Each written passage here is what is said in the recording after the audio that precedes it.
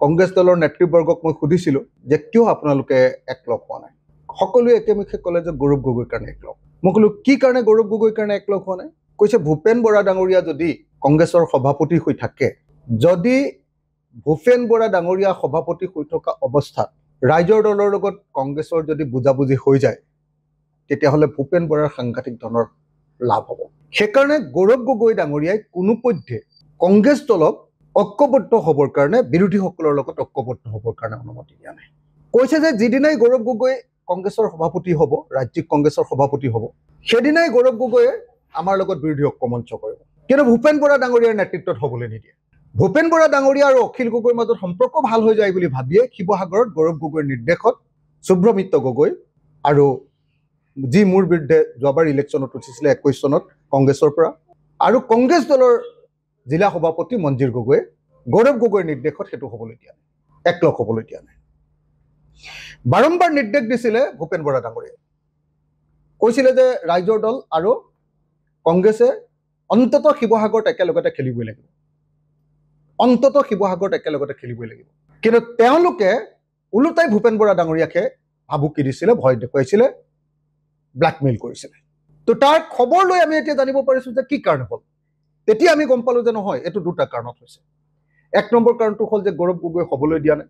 যদি শিৱসাগৰত আমাৰ মাজত বুজাবুজি হৈ যায়, তেতিয়াহ'লে ভূপেন বৰা ডাঙৰীয়াৰ পজিটিভ হ'ব, এডভান্টেজিয়াছ পজিশ্যনলৈ যাব।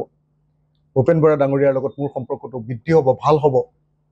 সেই সম্পৰ্কটো ভাল হ'লে গৌৰৱ গগৈৰ লোকচান হ'ব। গৌৰৱ গগৈ যেতিয়ালৈকে প্ৰদেশ কংগ্ৰেছৰ সভাপতি নহয়, তেতিয়ালৈকে তেওঁ বিৰোধী ঐক্য মঞ্চটো হ'বলৈ নিদিয়ে। এই কথা কোৱা হৈছে।